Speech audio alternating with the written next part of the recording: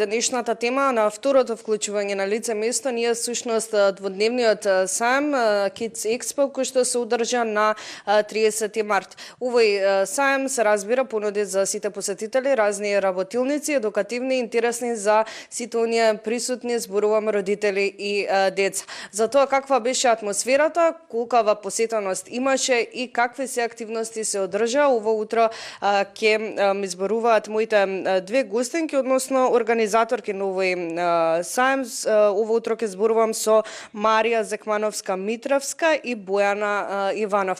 Најпрво ќе го започнам разговорот со Марија. Велам добро утро за двете, се разбира и драго ми е што сте дел од нашата утринска.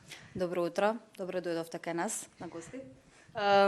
Велат многумина дека имало голем број на посетители, па дали е тоа така? Односно дали имаше голема посетеност на овој сајм и каква беше атмосферата во главно? Се разбира како и првото издание минатата година, така и ова издание на 30 и 31 март, негде околу 2000 семејства се дружаа во текот на двата дена од 10 до 19 часот на Kids Expo во хотел Александар Палас. Атмосферата беше одлична. Сега уште ги сумираме импресиите, ги разгледуваме фотографиите, во очекување сме на видеото од настанот кој што треба да биде за неколку дена, за и останатите да можат да видат колку беше возбудливо. Какви се активности работилници се одржаа во рамки на овој сајм? Имаше голем број на активности, голем број на работилници, голем број на спортски работилници и голем број на предавања во текот на двата дена. Мораме да споменаме дека оваа година новитетот беше и концертот за тинејџери кој што го организиравме по завршетокот на првиот сајмски ден. И можеме да кажеме дека помина и повеќе од очекуваното, значи одлично. Децата беа прекрасни. Имавме 10 бенда, 10 бенда од нашите средни и основни и приватни училишта, се разбира. И се надеваме дека тој бенџем концерт ќе прерасне во традиција за на нашите млади уметници да им отстапиме една платформа за презентација на нивната музика и уметност. Колку сметате дека едни вакви активности во рамки на еден ваков сајм се добри за децата, односно имаат позитивно влијание, зборувам од аспект на едукација, креативност и слично?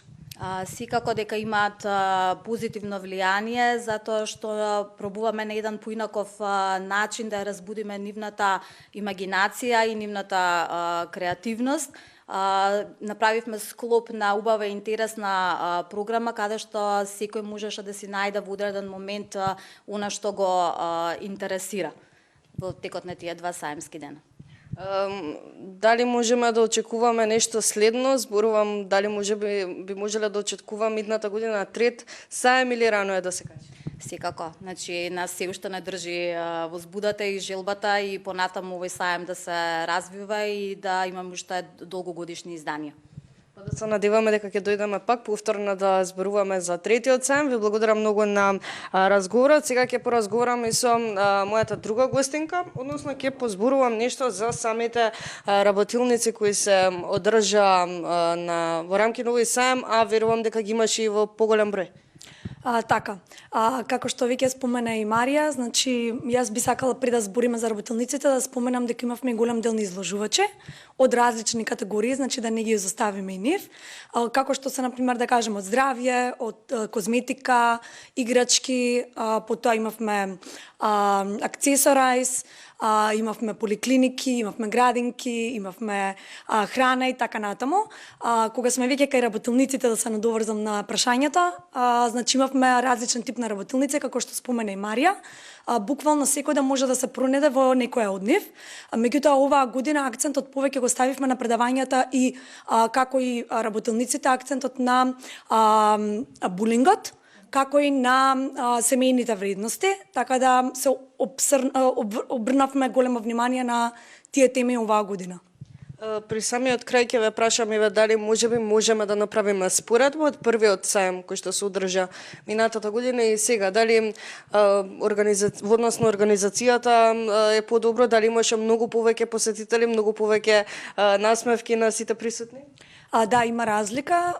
Првично во обемот на настанот, лани бевме распространети во 2 сали на Палас, оваа година бевме во целосниот капацитет и беше поголемо и повозбудливо оваа година, и она што би можела да го издвоам како некоја разлика, тоа што оваа година повеќе се посветивме внимание, како што кажав, на предавањата и работилниците во однос на семејните вредности и во однос на булингот, додека минатата година повеќе имавме програма намената и за многу помалите деца. Секако и сите теми кои што ги напоменавте се едукативни и би користеле на некој начин за сите присутни. Ви благодарам многу и на вас за одвоеното време. Ви благодарим и вас. Се надевам дека не слушавте со внимание, ете една интересна тема, интересни информации од страна на моите денешни гостинки, односно организаторки на дводневниот сајм Kids Expo кој што се одржа на 30 март, односно неодамна.